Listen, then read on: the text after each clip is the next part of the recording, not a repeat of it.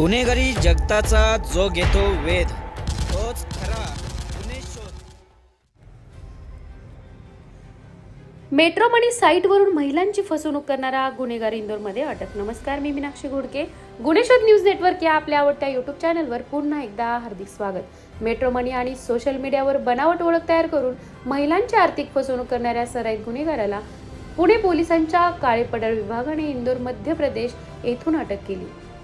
अमन प्रेमलाल वर्मा वय 38 राहणार जम्मू काश्मीर असे अटक केलेल्या आरोपीचे नाव असून त्याच्यावर देशभरातील अनेक शहरांमध्ये अशाच प्रकारचे गुन्हे दाखल असल्याचे उघड झाले आहे। लग्नाचे आमिष दाखवून 45 लाखांची फसवणूक। फिर्यादी महिलेशी संगम.com मेट्रो मनी साईटवरून संपर्क साधून आरोपीने तिला लग्नाचे खोटे आश्वासन दिले।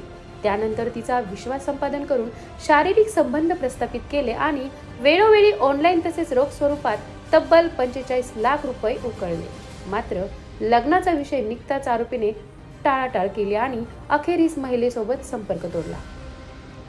अनेक शहरांमध्ये गुन्हेगारीचा मागोवा। तपास दरम्यान अमन वर्मा हा सराईत गुन्हेगार असल्याचे निष्पन्न झाले।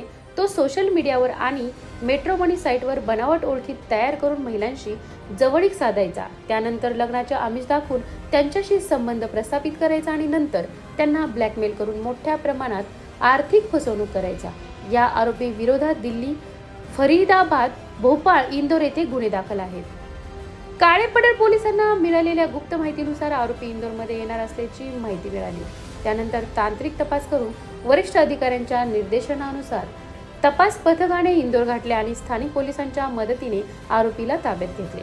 त्याला पुण्यात आणून न्यायालयात हजर केले असता 10 फेब्रुवारी 2025 पर्यंत पोलीस कोठडी मंजूर करण्यात आली। या महत्त्वपूर्ण कारवाईसाठी पुणे शहर पोलीस आयुक्त अमितेश कुमार, सह आयुक्त रंजन कुमार शर्मा, अप्पर पोलीस आयुक्त मनोज पाटील, परिमंडळ 5 चे उप आयुक्त राजकुमार शिंदे यांनी मार्गदर्शन केले। सहाय्यक पोलीस आयुक्त धन्यकुमार गोडसे, वरिष्ठ पोलीस निरीक्षक मानसिंग पाटील यांची सूचनानुसार सहाय्यक पोलीस निरीक्षक विलास सुतार, पोलीस हवालदार युवराज धुताळ आणि पोलीस अंमलदार श्री कृष्ण गोखले यांच्या पथकाने ही कारवाई यशस्वीरित्या पार पाडली।